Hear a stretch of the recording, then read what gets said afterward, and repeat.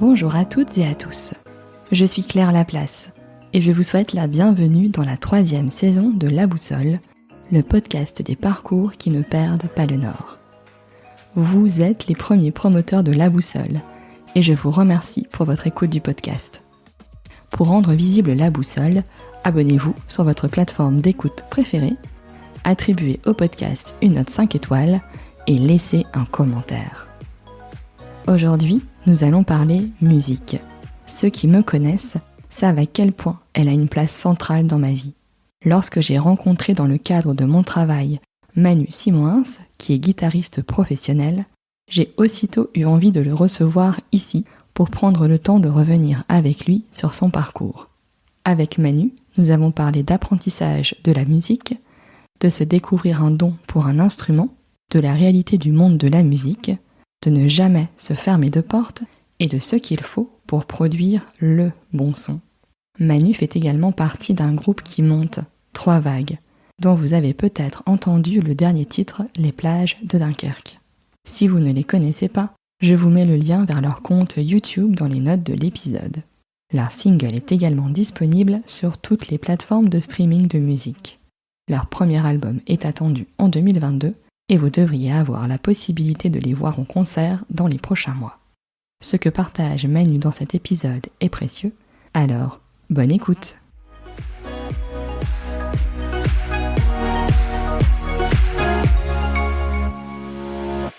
Salut Manu. Salut Claire, ça va ? Bah oui, très bien. Et toi ? Très bien, très bien. Mais je te remercie d'avoir accepté mon invitation dans La Boussole. Mais c'est un plaisir. Donc Manu, tu es guitariste. Oui. Compositeur aussi. Tout à fait. Et ben, du coup, si je te reçois, c'est parce que je t'ai rencontré dans le cadre de mon travail et qu'en fait, j'ai eu envie d'en savoir un peu plus sur toi. Alors d'abord, je vais peut-être te demander de te présenter. Alors, donc, je m'appelle Manu Simoins, je suis guitariste de profession, ce qui veut dire que j'accompagne des artistes, je joue dans des soirées privées où on m'appelle un peu comme un chasseur de primes pour pouvoir venir faire de la guitare. Et voilà, je pense que c'est à peu près les prémices d'un guitariste. D'accord.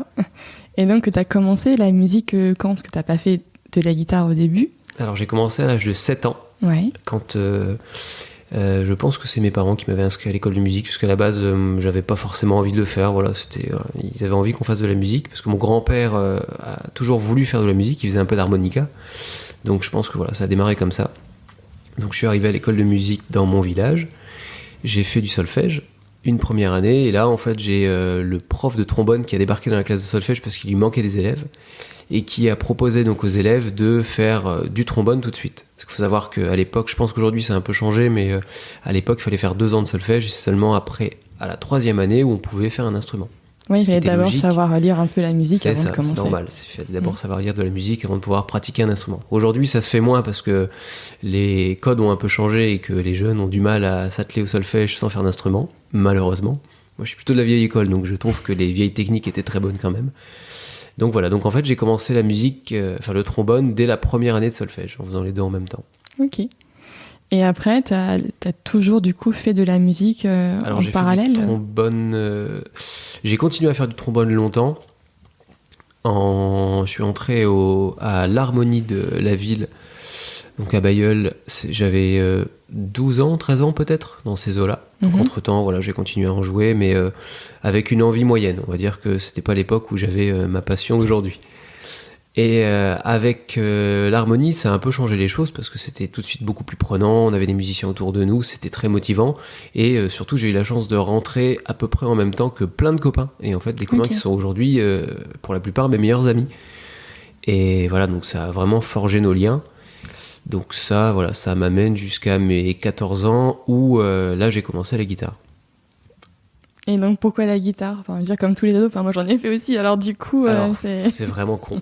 C'est vraiment une entrée en matière con. C'est mon frère qui lui faisait du corps d'harmonie, qui faisait partie d'un autre projet où il jouait du corps d'harmonie, mais un projet un peu plus rock, un peu barré, un peu roots, et qui s'appelait les Saint-Jean-Scapelle d'ailleurs.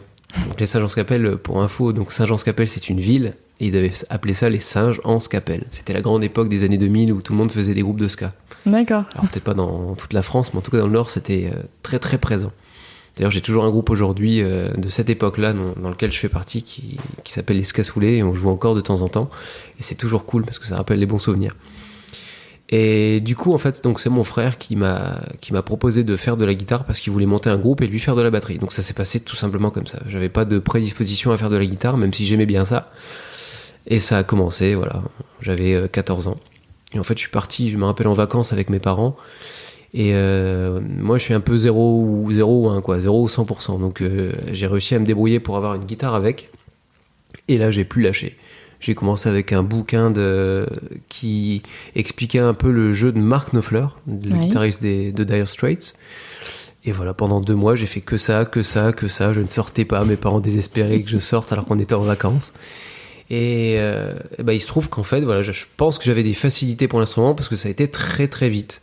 Alors qu'au trombone, j'ai mis beaucoup plus de temps. Après, j'étais plus jeune aussi. Mais voilà, ça a démarré comme ça.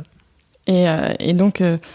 Après, tu as fait une classe prépa, quand on parlait des études. Oui, alors en fait, quand je suis rentré au lycée, pareil, je faisais beaucoup de guitare. Je jouais en général jusqu'à 3h. Je pense que j'ai passé toutes mes années de lycée en étant mort, crevé. Parce que je me couchais à 3h du matin. Parce que tous les soirs, de 23h à 3h du matin, je jouais la guitare. Et je bossais pas beaucoup. Hein. J'avais de la chance, j'avais pas besoin de trop travailler pour tenir le rythme. Mais du coup, je faisais la guitare 4 heures par jour minimum. Et le trombone beaucoup moins, mais ça m'arrivait encore. Et donc quand j'ai terminé le lycée, j'ai fait une prépa économie à Valenciennes, au lycée Wallon. Et je sais pas pourquoi, enfin si je sais pourquoi. En fait du coup ça me fait un feedback, j'arrive à me rappeler de ce qui s'est passé. Mais quand j'ai passé l'espèce de concours d'entrée, j'ai rencontré un mec qui était là 1 an avant moi et qui faisait du trombone en fait. Et c'est lui qui m'a dit, en gros t'en fais pas, tu peux venir à la prépa et continuer à faire de la musique, moi je le fais et ça marche. Donc je me suis dit bon c'est cool. Donc quand je suis arrivé à la prépa, je me suis inscrit en parallèle au conservatoire, au trombone du coup, parce que je commençais à retravailler le trombone un peu plus.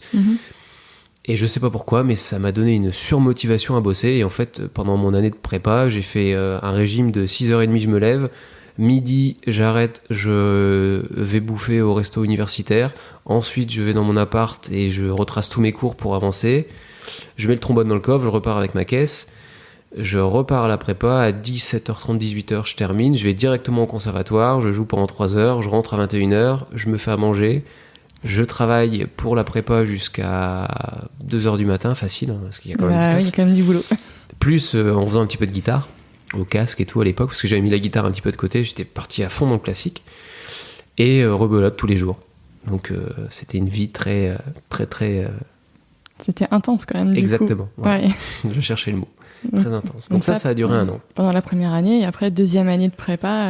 Alors du coup, au bout de la première année, au fur et à mesure, je sentais que mes envies commençaient à bouger, que j'avais envie vraiment de faire plus de musique, j'avais des copains en parallèle. En fait, j'avais vraiment 2 ambiances. J'arrivais à la prépa, j'avais cette ambiance de malade avec des mecs qui étaient pas du tout dans le même domaine que moi. Alors des gens sympas, hein, mais je sentais que j'étais pas fait pour ça.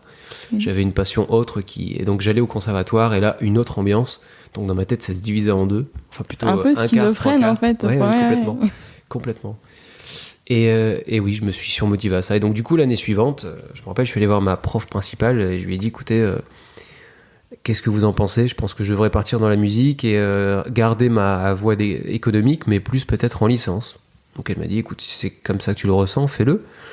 Donc je suis parti à Lille, à la fac de Lille, à Lille 1, où je suis entré en 2e année de licence directement, et je me suis inscrit et je suis rentré au conservatoire de Lille en CEPI.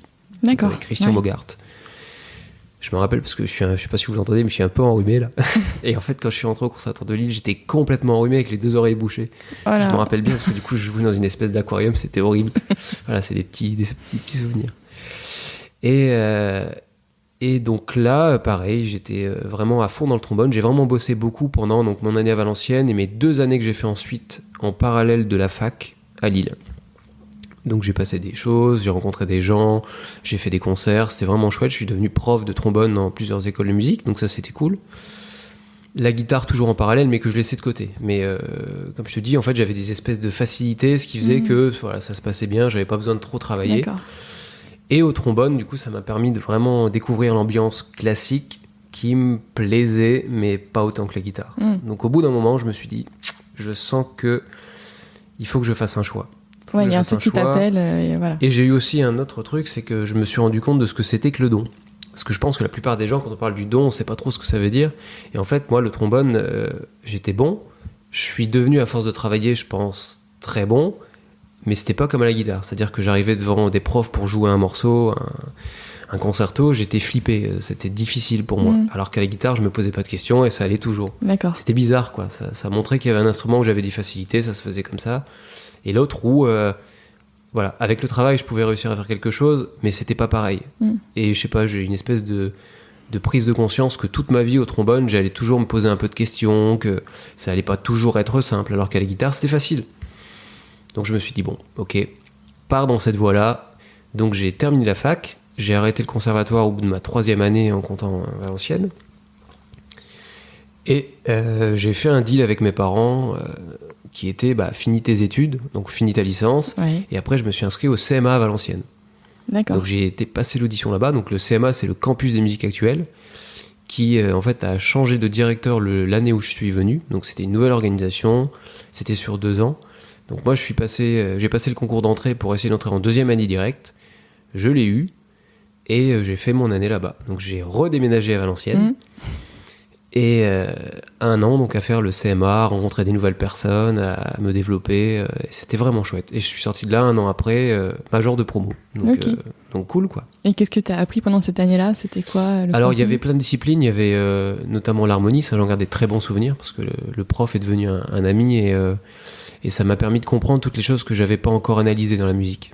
Parce que je jouais un peu comme tout le monde en guitare, un peu autodidacte, sans trop faire attention à pourquoi un accord fonctionne avec celui-ci, qu'est-ce qu'il y a dedans, tous ces détails que je connaissais un peu, mais pas plus. Et là, j'ai vraiment poussé la chose. Je me suis vraiment intéressé à ça pour comprendre qu'est-ce qu'il y avait dans tel morceau, comment ça fonctionnait, pourquoi on pouvait jouer telle gamme, pourquoi quand on improvisait, il fallait savoir ça. Vraiment un détail technique, parce que j'en avais besoin. Enfin, théorique plutôt.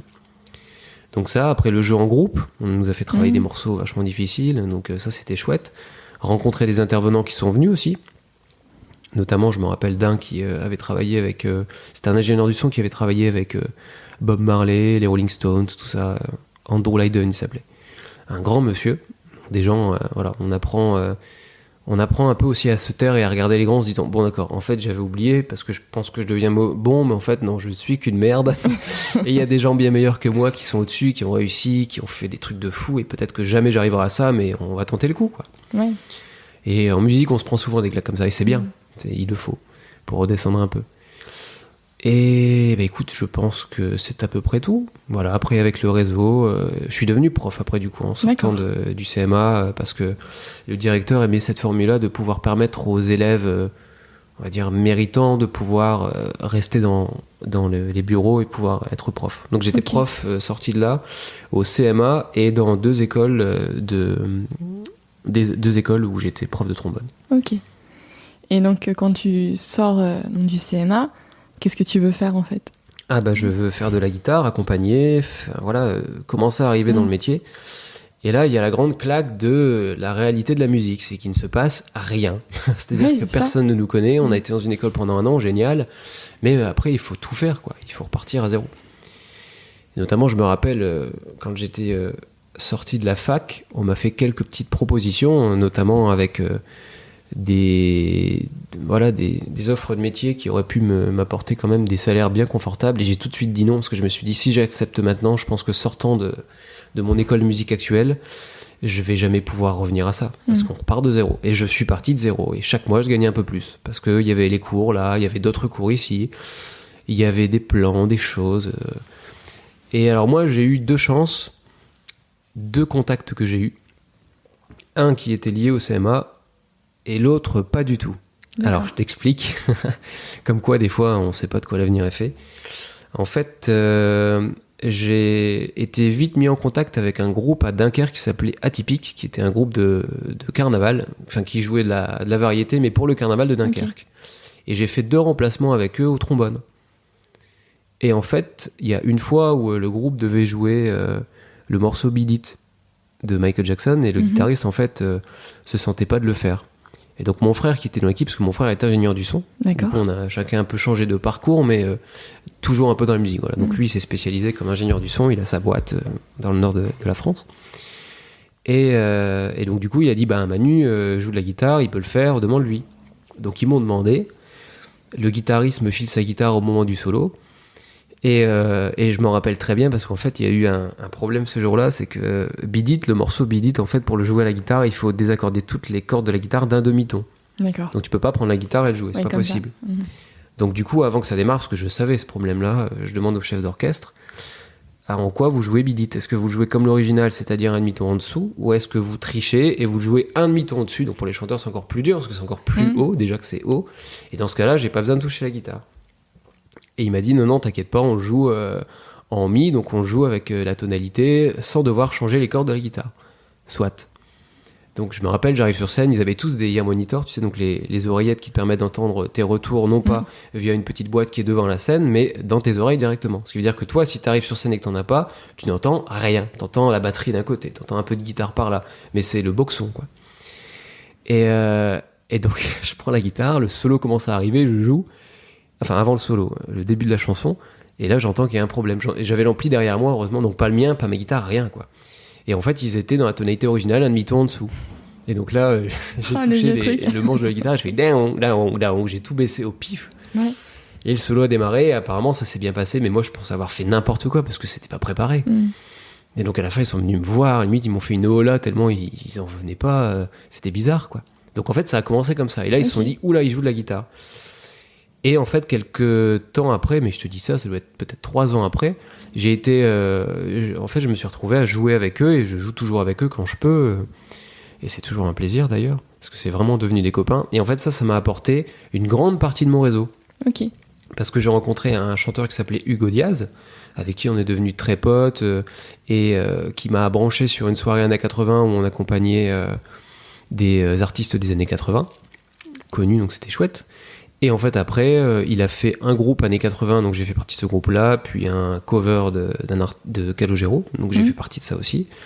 J'ai aussi rencontré du coup l'autre chanteur de ce projet-là, qui lui m'a amené vers un bassiste qui m'a amené vers un autre projet, puis un autre projet. Et en fait, du coup, j'ai toute une partie du réseau que j'ai qui vient de là, tu vois. D'accord. Et qui m'a fait descendre vers Reims, parce que la plupart des musiciens venaient de Reims. Et donc, du coup, j'ai maintenant pas mal de personnes qui viennent de là-bas.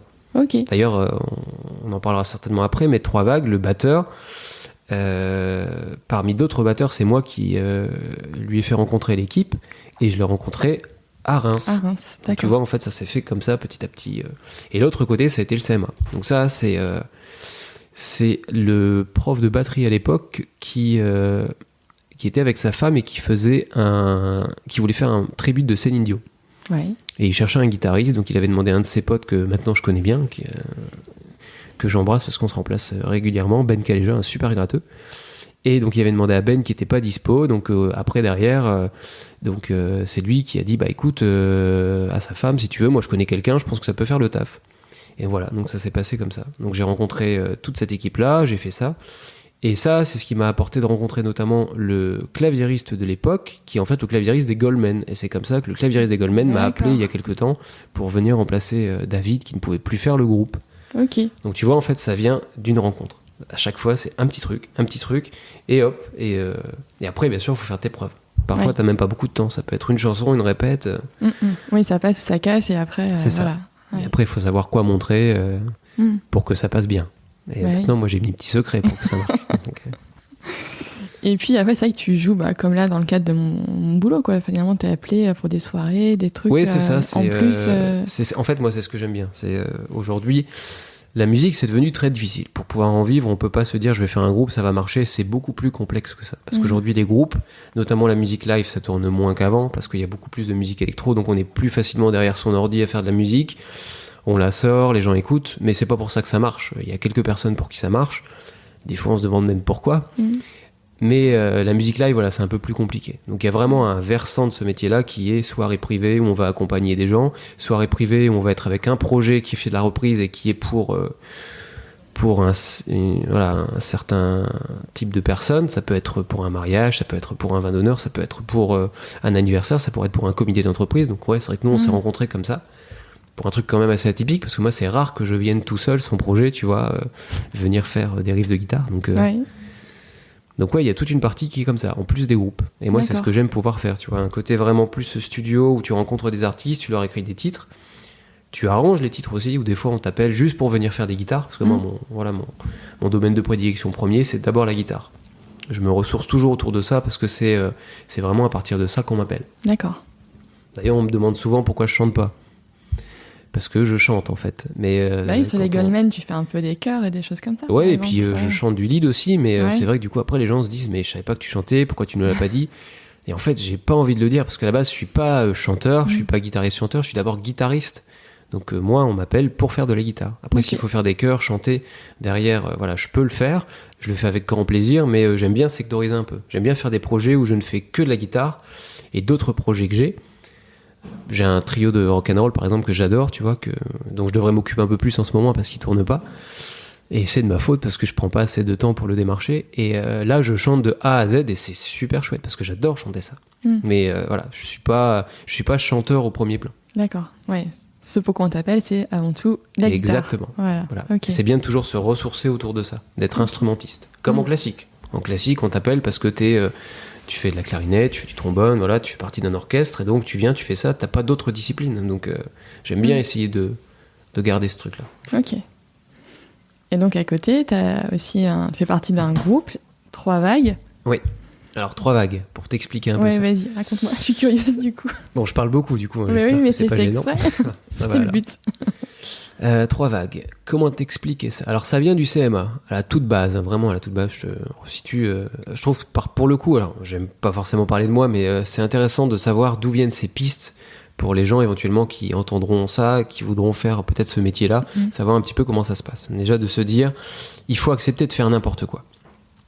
Faut pas se dire, ah ça c'est pas fait pour moi, tout ça. Non, faut tenter. Parce que au pire, peut-être qu'on va apprendre à aimer des choses qu'on n'aimait pas. Et ça c'est bien, parce que moi il y a des choses que j'aime pas écouter, mais que j'adore jouer. Et ça c'est très pratique. C'est aussi pour ça que j'aime pas chanter. Parce qu'il y a plein de choses que j'aime pas entendre, mais que j'aime pas chanter non plus. Alors qu'à la guitare, tu vois, il y a plein de choses que je joue que j'écoute pas. Mais c'est cool, c'est chouette. Donc ça c'est pareil, ça vient du CMA. J'avais comme prof Julien Gugel.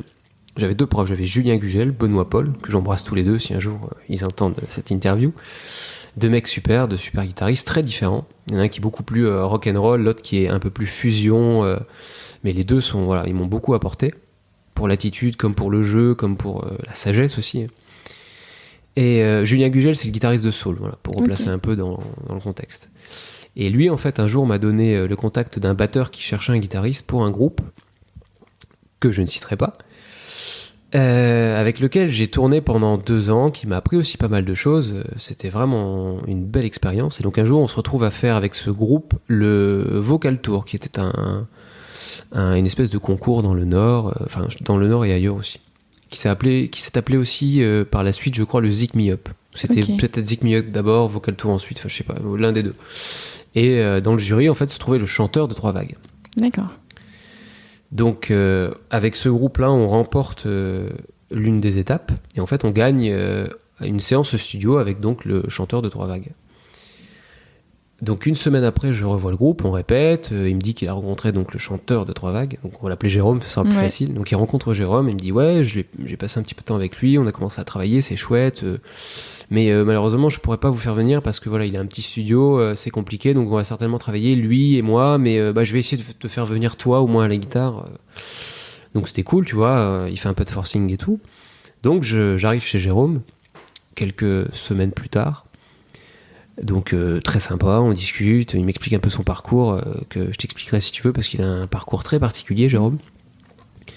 On commence à enregistrer, et là, je sais pas, il y a eu une espèce de symbiose entre nous. Tu vois, une bonne alchimie, un truc. Complètement. Voilà. Il a vraiment aimé comment je jouais, donc c'était chouette. Moi, j'ai vraiment aimé ce qu'il faisait, ses conseils, sa manière de voir les choses. Et à partir de là, en fait, on s'est revus très régulièrement, généralement pour le projet sur lequel on travaillait, et puis au fur et à mesure pour d'autres trucs. Tu vois, il avait des prods à faire pour telle personne. Et il m'a rappelé, en fait, pour demander si je pouvais venir faire des guitares et tout. Alors, 3 Vagues, comment ça s'est passé? Alors, 3 Vagues, c'est parce qu'en fait, je faisais avec l'autre projet Rising Star, ce qui a été une émission, en fait, qui a été un petit peu comme The Artist, si tu veux, c'était un petit peu la même idée, qui a duré pendant 1 an, qui était présenté par je ne sais plus qui, des mecs connus, mais je n'ai pas la mémoire des noms. Donc on arrive à Paris. Dans l'équipe des personnes qui nous jugeaient, il y avait Kali, il y avait l'ex-femme de David Guetta, donc Cathy Guetta, il y avait David Hallyday, et il y avait quelqu'un d'autre, je ne sais plus qui. si, un mec des radios, mais je sais plus son nom. Et donc, en fait, on fait ce truc-là, et on s'est un peu vautré, parce qu'en fait, voilà, il y a eu pas mal d'histoires, je vais pas revenir là-dessus, mais quand on fait une télévision comme ça, ils essaient d'orienter un petit peu les groupes en fonction de ce que présente le groupe, et là, ça s'est mal passé, ça a été mal orienté. Donc voilà, on a fait un premier prime, et après c'était terminé. Donc le lendemain, j'appelle Jérôme, et donc je lui dis que je suis un peu déçu, que je pensais que ça allait se passer autrement et tout. Donc on en parle, et on se dit, bah écoute, on s'appelle lundi, on y réfléchit. Et donc le lundi, on s'appelle, et c'est là en fait où il me dit, écoute, j'ai un duo avec ma copine qui semble bien parti. Quand on chante à deux, les gens aiment bien, donc ce que je te propose, c'est d'étoffer l'équipe. Viens avec nous et on sera 3. Donc chanteur masculin, chanteur féminin et un guitariste. Et c'est comme ça qu'on a monté 3 Vagues. Ok. Et donc ça, c'était vers 2015, donc ça date déjà maintenant. Ouais, c'est assez ancien. Ah oui, et puis voilà. Après on a fait plein de compos, plein de projets, plein d'idées. On n'a jamais fait de live. J'ai toujours voulu ne pas faire de live avec ce groupe-là, parce que je savais que on allait démarrer forcément au bas de l'échelle, tu sais, et je pense que on n'était pas prêt à ça, parce qu'on avait tous les 3 des profils différents. Moi j'étais parti de rien, mais au fur et à mesure j'avais grimpé un petit peu les maillons. Jérôme, lui, a connu le succès très vite. À 16 ans, il a fait Graines de Star. Ouais. Et il a été connu assez vite. C'était l'époque des années 2000, donc un peu à la folie, où il a vraiment connu de belles choses. Perrine, elle venait du milieu amateur, donc du coup elle n'avait pas connu la scène, tout ça. Donc tu vois, 3 personnes qui n'avaient vraiment rien en commun dans le passé musical.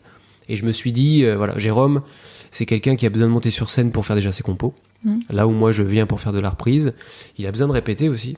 Alors que moi aujourd'hui, je me retrouve dans des conditions où on s'appelle et c'est Presta dans 2 semaines, voilà le répertoire, on répète, bah non, c'est chaud, on peut pas, lui il est pas là, bon tant pis. Donc en fait, tu répètes tout chez toi, t'arrives et c'est tout de suite, pas de répète. Imagine, donc c'est chaud. C'est chaud quand même. Lui aurait pas supporté ça. Ça veut dire des répètes, ça veut dire financer tout ça pour pas savoir où est-ce que ça va nous mener. Donc je me suis dit, bon, on va attendre. On a fait quelques shows acoustiques, mais attendons, voilà, ça commence à marcher. Et là, aujourd'hui, où ça commence à marcher, là, voilà, on met en place toutes ces choses. Ouais, parce que du coup, le dernier titre, là, c'est Les plages de Dunkerque. Ouais. Il tourne quand même. Oui, bah, en fait, Les plages de Dunkerque, c'est un titre qui a 3 ans maintenant. Parce que si tu veux, le son a changé au fur et à mesure. En 2015, quand on s'est connus, je me rappelle, le premier titre s'appelait... attends, je vais me rappeler. Non, je ne vais pas me rappeler. Si, Dernier Round. Voilà, c'était ça le nom du titre. Je l'ai fait en anglais, Dernier Round. C'était le premier son du groupe. Et je l'ai réécouté il n'y a pas très longtemps et c'est bizarre, hein, parce que vraiment, le son a vachement évolué. Donc au fur et à mesure, on a corrigé des choses par rapport à l'époque, par rapport à ce qu'on voulait, par rapport à ce que l'on avait en tête. Et ce qui est vraiment chouette avec ce projet-là, c'est que, comme je te disais, Jérôme, moi, m'a beaucoup apporté. Tu vois. Quand t'es musicien, le problème, c'est que t'as un peu la tête dans ce que tu aimes. Moi, je suis très années 50, 60, 70.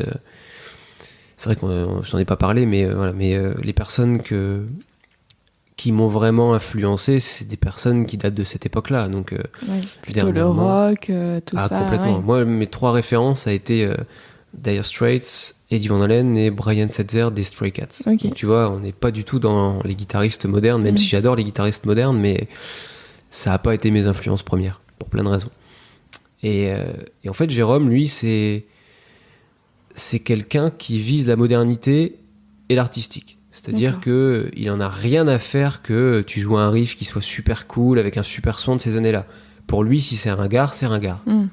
Et on n'a pas notre même niveau de ringardise, en fait. D'accord. Donc moi, il m'a toujours aiguillé pour dire non, tu vois, fais pas ça. Ah, ça, c'est trop funk. Ça, il y a des choses qu'il aime pas. Donc, et c'était vachement chouette parce que du coup, tu déguitarises tout ce que tu fais.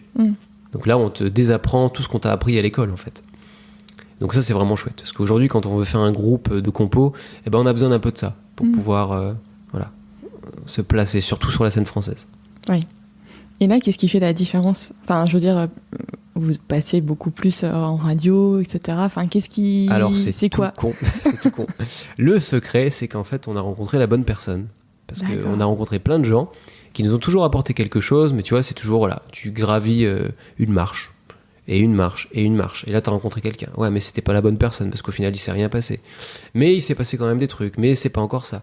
Donc voilà, c'est pour ça que je te dis, c'est comme pour les projets où je pense qu'il faut tout faire sans se poser de questions, parce qu'il y aura toujours du positif à la clé. Et ben les rencontres c'est pareil. Faut pas se dire, ouais, mais ça nous apportera rien, on sait pas. Peut-être que ça va nous apporter quelque chose de léger, mais que ça va nous permettre de rencontrer une autre personne qui aura entendu ce que tu as fait musicalement, et petit à petit, tu finiras par rencontrer les bonnes personnes. Donc nous, la différence, ça a été Bertrand Caletta. Donc Bertrand Caletta, c'est quelqu'un qui travaille avant chez My Major Company, qui aujourd'hui travaille chez ELP à Paris, une boîte de distribution qui s'occupe de placer des artistes en radio, notamment. Okay. Il s'occupe notamment de Trio. Bertrand, c'est lui qui est en ce moment derrière Trio. Et en fait, Bertrand est un ami de longue date de Jérôme, parce que quand Bertrand était jeune, il écoutait le groupe de Jérôme. D'accord. Saliba des ailes à l'époque. Okay. Et il était fan de ce groupe-là. Et il a toujours adoré cette chanson Les plages de Dunkerque, qui ne s'appelait pas Les plages de Dunkerque avant, mais qui s'appelait Sans le dire à personne. D'accord, ouais, je l'ai vu sur YouTube. Une chanson qui a 3 ans, en fait, qui avait un clip... Mais différent, complètement, rien à voir avec... La chanson ou le clip, rien à voir avec celui de maintenant. Le clip est plutôt un truc un peu futuriste, c'est bizarre. Ça, ouais. Exactement. Mais la chanson, par contre, c'est la même. Rien n'a changé. On a peut-être monté un peu les guitares sur le volume, c'est tout. Et ce qui s'est passé, c'est que le titre, quand il est sorti il y a 3 ans, on l'a développé un peu. On travaillait à l'époque avec Cocteau à Paris, donc quelqu'un qui s'occupe aussi de placer les titres en radio, mais dans un registre un peu différent. Plus dans des playlists, tu vois, donc tout ce qui est supermarché, choses comme ça, radio un peu plus locale. Voilà, c'est un peu plus son créneau. Sauf que quand tu veux faire un groupe qui marche vraiment en radio, le problème c'est qu'il faut trouver quelqu'un qui va défendre le truc sur les radios nationales. Et ça, c'est très compliqué. Parce qu'il faut avoir les portes, il faut avoir les codes. Et ça, toi et moi, on ne les a pas. Et Bertrand, lui, les avait. Donc, en fait, un coup, ils ont fait un barbecue avec Jérôme, tout simplement. Et Bertrand leur a dit, écoutez, ce titre, je vais pas reprendre les mots qu'il a utilisés, mais en gros, putain, c'est bien, il faut qu'on le fasse, quoi. Il faut qu'on s'en occupe. Il a dit, moi, je vais prendre les choses en main. Je vais aller voir mon patron lundi et je vais vous lancer le truc et on verra où ça mène. Et ça a démarré comme ça. Et 2 jours après, il avait déjà 4 grosses radios. Et après, voilà, ça s'est lancé. Et après, c'est un long travail. Et voilà, tout simplement. Donc, il y a une part de chance, une part de... quand même pas de chance, hein, de talent, dans le sens où il faut que ton titre fonctionne. Et ça, c'est très difficile d'avoir un titre qui puisse plaire à toutes ces radios. Et après, voilà, c'est l'alignement des étoiles, des planètes, pour que la bonne personne se présente à nous. Donc là, voilà, je pense que c'est ça qui fait, c'est l'équipe derrière nous qui est vraiment... elle est constituée des bonnes personnes maintenant. Okay. Et nous, on lâche rien. Donc, et on essaie de mettre les moyens aussi, parce que ça coûte de l'argent. Il faut savoir que 3 vagues, on voit le groupe en radio, mais actuellement, c'est quelque chose qui nous coûte de l'argent et non pas qui nous en rapporte, parce que c'est énormément de travail. Entre les répétitions, la production, enfin tout, quoi. Bien sûr, et puis on participe à la production. Ouais. Donc forcément, on finance aussi nous-mêmes. Donc c'est le problème quand on fait un groupe de compos. C'est que voilà, ça marche pas du jour au lendemain, c'est un long travail. Et en fait, moi, je l'ai toujours fait en parallèle des autres projets. Et c'est ça qui est intéressant. Voilà. Oui, c'est que du coup, t'es pas juste à attendre que ça marche sur ce projet-là. Que tu as d'autres choses à côté. Ah bah, heureusement, parce que sinon, je ne pourrais pas gagner ma vie. Donc voilà, c'est de l'investissement constant. Et ça, on l'oublie assez souvent, parce que c'est vrai que quand ça marche, on se dit, c'est incroyable, on aimerait bien être à leur place et tout ça. Déjà, pour nous, là, ça marche, mais pas encore. C'est-à-dire qu'on ne sait pas si ça va marcher. On est toujours dans l'investissement, on est toujours un groupe en développement. Le futur reste à venir, on ne sait pas. Mais si ça marche, voilà, faut se rappeler de cette époque où rien n'était fait, où c'est vraiment des années de galère, où tu sais pas où est-ce que ça va arriver. Ouais, surtout qu'on a quand même eu la période Covid était quand même hyper compliquée pour tout le monde du spectacle de façon générale, quoi. Donc nous, ça s'est complètement arrêté. D'ailleurs, la rencontre avec Bertrand pour cette radio, ça s'est fait après. Ça s'est fait en juin 2021. Donc tu vois, c'est récent. C'est très récent. Comme quoi, en peu de temps. D'ailleurs, je vais te raconter une anecdote par rapport au clip. C'est que le clip de Sans le dire à personne, donc l'ancienne version des plages de Dunkerque, on l'a réalisé en 3 week-ends. Donc 6 jours. Pareil, ça nous a coûté de l'argent. Un gros clip, tu vois. Pour être vulgaire, on s'est fait chier pour que ce soit bien.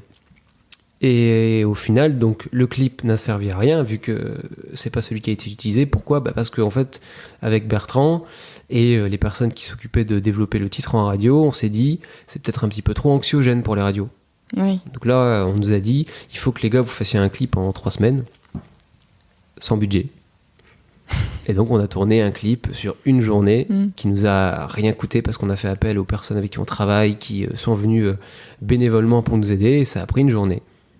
Donc tu vois comme quoi tu peux te retrouver avec un clip qui tourne en radio, enfin une chanson qui tourne en radio avec un clip que les gens voient sur YouTube, qui a regardé beaucoup, alors qu'il t'a rien coûté, alors qu'avant ça t'a coûté de l'argent. Donc en fait, il n'y a pas vraiment de sens, c'est d'une chance, et c'est vraiment bizarre. C'est la musique. Bah oui. Non mais c'est vrai qu'il est beau en plus ce clip, tu vois, enfin je trouve pour l'avoir regardé, il est un clip esthétique. Sympa. Ouais. Voilà. Puis, qui rappelle un peu les vacances, voilà, une certaine le liberté. grand air, tout ça. C'est ça. Ouais. Que les gens ont besoin maintenant, quoi. C'est ça, exactement. Alors ça, c'est presque du hasard, hein, parce que, je te dis, la chanson est sortie depuis maintenant 3 ans, donc pourquoi maintenant ? C'est comme ça. Non, c'est clair. C'est comme ça. Et donc à côté, donc toi par exemple, encore la semaine dernière, tu te produis aussi avec d'autres groupes, donc genre les Goldman. Alors moi, tu vois, je découvre un peu ça parce que c'est pas que j'écoute pas Jean-Jacques Goldman ou des trucs comme ça, mais comme j'ai des enfants en bas âge, ça fait un bail que j'ai pas été voir des concerts et tout. Et en fait, j'ai découvert c'est des covers, c'est ça, avec où on reprend, du coup, d'autres chanteurs qui reprennent tous les tubes de chanteurs hyper connus. Tout à fait. Et donc, t'as fait quand même des Olympias avec eux. T'étais déjà avec eux quand ils étaient à l'Olympia ou Alors j'en ai fait un avec eux. Ouais, d'accord. Ouais, en fait, oui, c'est ça, si tu veux, le principe d'un tribute. Parce qu'en fait, t'as 2 variations. T'as tribute et t'as cover. Le tribute, c'est celui qui va reprendre un artiste qui, en général, ne tourne plus et qui va essayer de se rapprocher au maximum de son univers musical. Ok. Parfois, ça peut être aussi de son univers physique. Bien sûr, tu vas avoir des gens qui vont, je vais pas dire se travestir pour ressembler à l'artiste, mais voilà, c'est dans les codes, c'est des choses qui peuvent arriver. Et en fait, ça s'est vachement développé dans les années 2000, tout simplement parce que le rock en France s'est un petit peu cassé la gueule.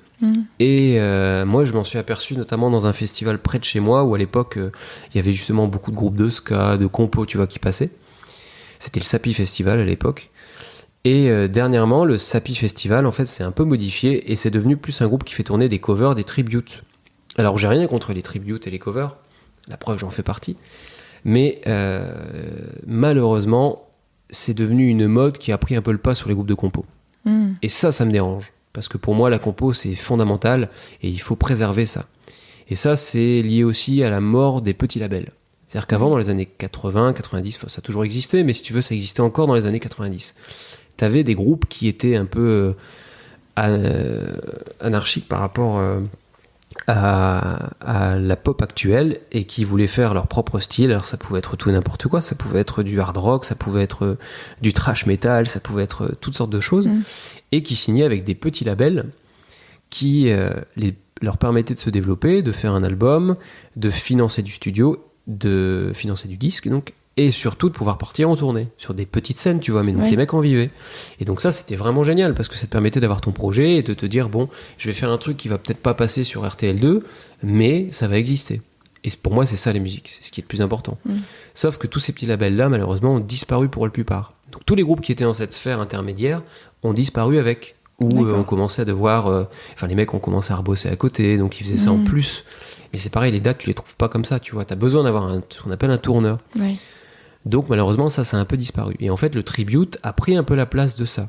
C'est pour ça que t'en as beaucoup plus et que les gens, moi je le vois beaucoup dans ma sphère, tu vois, qui est la sphère entre la sphère amateur et la sphère de compo. T'as toute une sphère entre les deux qui est la vraie sphère professionnelle, là où se mélangent les tributes, les groupes de compos qui sont autoproduits et les soirées privées. Et après, plein d'autres choses encore. Bien sûr, tu vois, si tu prends les danseurs dans les cabarets, ce genre de choses, c'est un peu dans ce même délire-là. Même si c'est pas lié à la musique, mais on se croise souvent.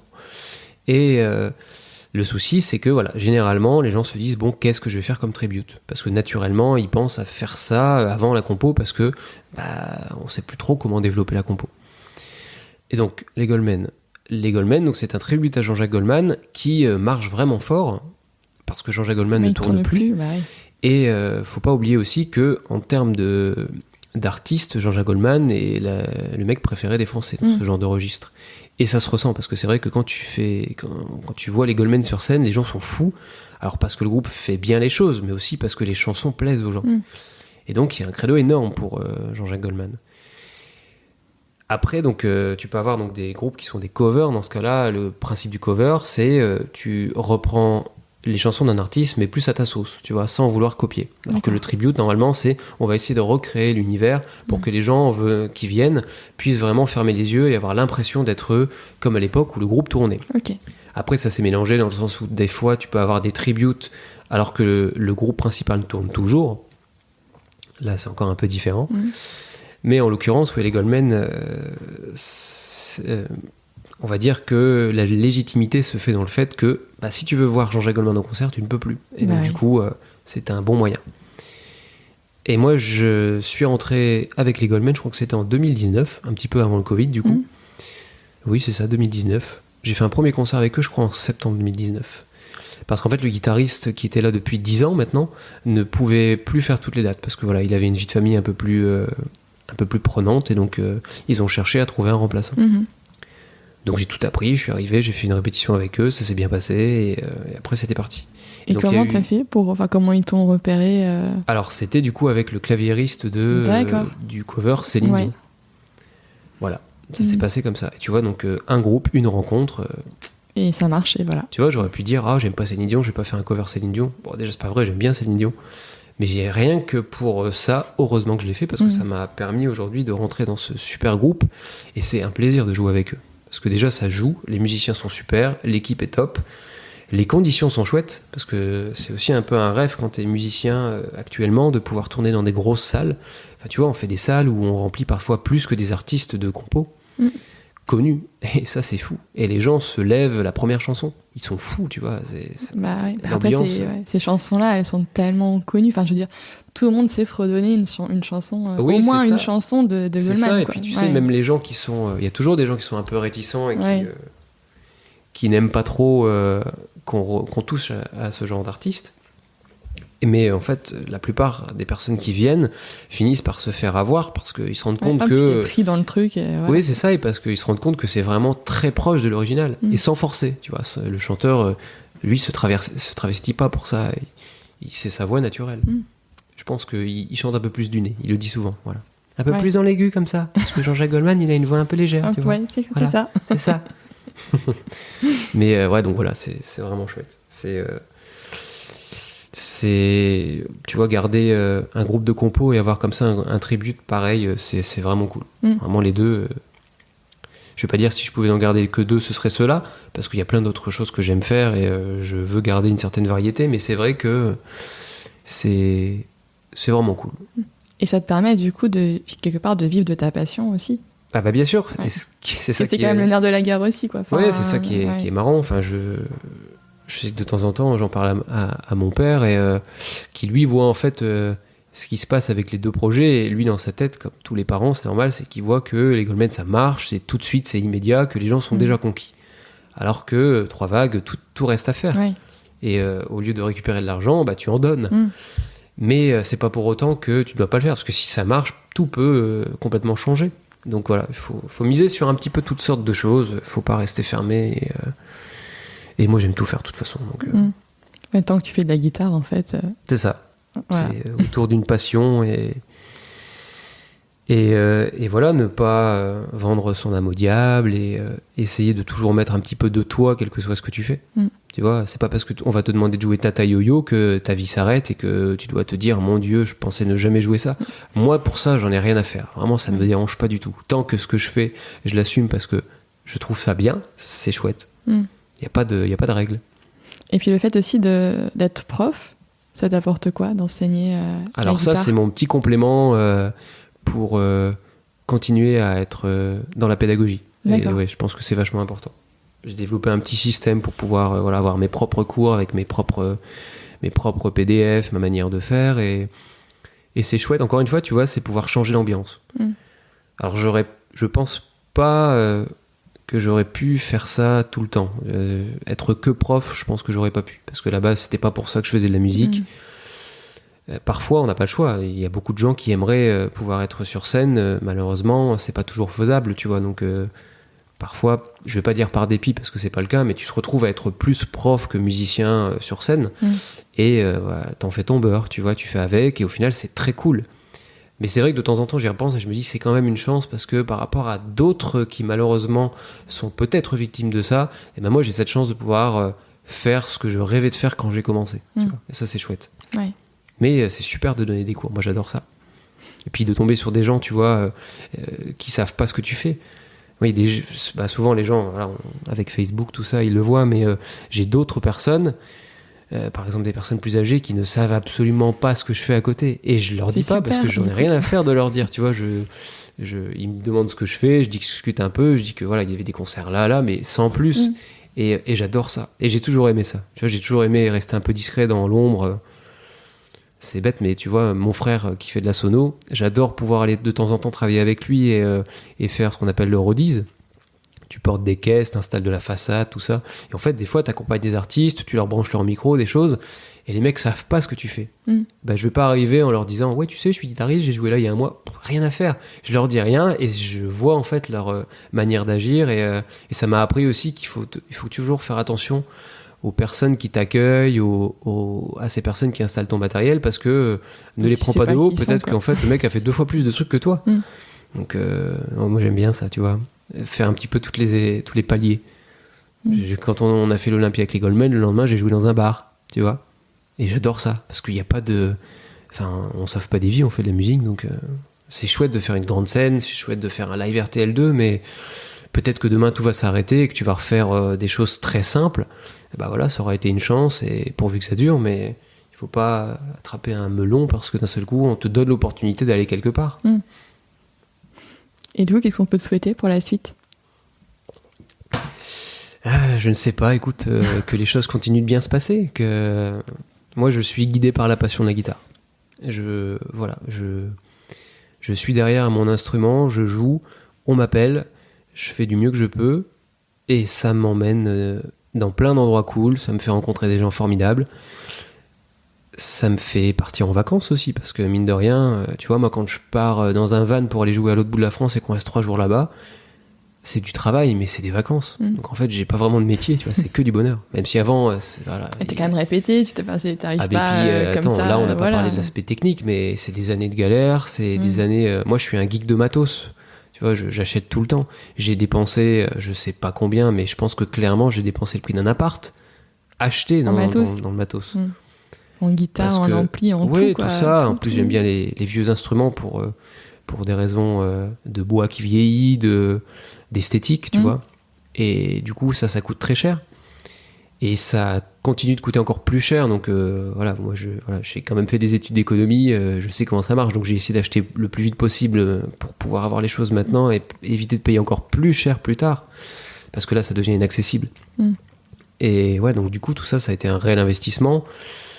Combien de fois on m'a pas dit mais c'est bon, t'as assez de choses pour jouer, arrête d'acheter des trucs en plus. Et en fait, je me suis aperçu, et ça c'est ma petite fierté, tu vois, je me suis aperçu que c'est faux, que en fait j'ai bien fait de faire tout ça parce que c'est ce qui fait la différence aujourd'hui. C'est le son. Souvent, je sais qu'on m'appelle pour le son, parce qu'on sait que quand c'est moi, c'est le bon son. Mais ça, c'est des années de travail, de geekerie à acheter, à faire. Alors que t'en as d'autres qui vont prendre ce qui leur tombe sous la main. Alors ils vont jouer super, tu vois, c'est pas le problème. Mais ils n'auront pas le son. Et ils vont jamais s'en soucier parce qu'ils savent que c'est beaucoup trop d'argent à investir. Moi, j'ai fait l'inverse. Moi, je suis plus le genre de taré qui va pas jouer le style jusqu'à ce qu'il ait le bon ampli, la bonne guitare, les bonnes pédales. Et là, je vais le faire. Parce que je me dirais, tiens, là, c'est bon, j'ai ce qu'il faut. Donc voilà, il y a ça, il y a cette dimension. Je pense que chacun est appelé pour une raison plus qu'une autre. Moi, je pense que c'est l'un des critères qui me caractérise le plus. Ok. Voilà. Tu vois, le temps passe, je vais pas regarder là. Ouais. Et donc du coup, je vais quand même te poser les 3 dernières questions du podcast. En tout cas, je te remercie de tout ce que tu as partagé. Je t'en prie. Je pense que ça pourra donner en tout cas de l'inspiration, des idées à ceux qui ont des passions et de toute façon, quelles qu'elles soient. Le partage. Voilà. Je pense que le partage, c'est toujours ce qu'il y a de plus cool. Et donc, ce podcast s'appelle La Boussole. Et donc, la boussole indique le nord. Donc, pour moi, le nord aussi, c'est l'étoile polaire. Et donc, c'est ce qui nous guide dans la nuit, mais peut-être aussi dans la vie, d'ailleurs. Et toi, Qu'est-ce qui te guide ? Bon, c'est facile, je pense, après la conversation. Voilà. La passion. C'est vrai que j'aurais peut-être dû retarder ce que j'ai dit, mais ouais, la passion. La passion, le fait d'être derrière l'instrument et le fait de voir où ça va mener, tout simplement. Et est-ce que tu aurais, alors c'est vrai que je lis beaucoup, ça c'est ma déformation d'ancienne élève de classe prépa littéraire, donc je lis énormément. Est-ce que tu aurais un livre à nous conseiller, ou alors, comme toi, tu es plutôt dans la musique ? Alors moi, je suis pas un grand lecteur. Mais voilà, on passe à un sujet qui n'a absolument rien à voir avec ce dont on a parlé avant. Je peux te dire ce que je lis en ce moment. Je lis un livre de Jean-Pierre Petit. Je ne sais pas si tu sais qui est Jean-Pierre Petit. Non, du tout. C'est un scientifique, physicien, il a plein de cordes à son arc. Alors lui qui est plutôt autour des ovnis, tu vois. D'accord. C'est un grand spécialiste de ça, que j'ai découvert il y a 20 ans. Alors ça peut avoir un lien avec ce qu'on a dit, parce que je l'ai découvert quand j'étais en prépa. Je me rappelle, un soir, je suis tombé sur une vidéo qu'il avait faite, qui m'a complètement retourné la tête. Mais à l'époque, je savais pas si ce qu'il disait était vrai ou faux, en fait. Et c'est seulement après où j'ai continué de le suivre énormément, parce que le sujet ovni, c'est un sujet risible, tout le monde en rigole. Et en fait, moi, je me suis aperçu, parce que je rigolais de ça aussi au début, que en fait, quand tu commences à t'y intéresser sérieusement, que tu vois des coupures de presse, des choses, et ben plus tu creuses la question, moins ça devient drôle. Plus ça devient sérieux, et plus tu te rends compte que ce qui est risible, c'est le fait qu'on le rende risible parce que ça arrange tout le monde. Oui. Ça évite d'en parler sérieusement. Et là où moi, ça fait 20 ans que je creuse un peu le sujet, je ne rigole plus du tout avec ça. Okay. Mais j'ai démarré comme tout le monde, tu vois. Et donc Jean-Pierre Petit, c'est un grand défenseur de ça, qui a eu accès à des informations assez bluffantes, qui a écrit pas mal de bouquins, et donc là, on m'a offert donc, son dernier livre, et donc je suis en train de lire ça. Donc pour ceux que le sujet pourrait intéresser, je conseille d'aller voir. C'est un gars qui fait aussi plein de vidéos sur Internet, qui est assez pédagogue, même si il commence à avoir un certain âge, il a plus de 80 ans maintenant, Jean-Pierre Petit. Mais c'est un mec incroyable, avec un CV énorme, très dans la volonté de partager avec les autres. Donc j'ai envie de dire, lisez ça, regardez les vidéos et surtout accrochez-vous. Voilà. Et enfin, si tu avais un invité à me recommander pour le podcast. Alors j'ai un super copain à moi qui vient de sortir son premier titre, signé à Paris chez Valérie Zetoun. Quelqu'un avec qui je fais pas mal de soirées privées, que j'aime beaucoup, qui a beaucoup de talent, qui s'appelle Maxime Menet. Donc écoute, si je devais te conseiller quelqu'un, ce serait lui. Donc tu peux l'appeler de ma part. Je pense que ça lui fera plaisir de venir. En plus, il habite pas très loin d'ici, donc d'accord. Avec plaisir. Super. Merci beaucoup, Manu. Je t'en prie. Merci à toi. Je mettrai toutes les références vers les 3 vagues, en tout cas dans les notes du podcast. Un grand merci. Et merci pour ton temps, tout ce que tu as partagé. Je t'en prie. C'est un plaisir.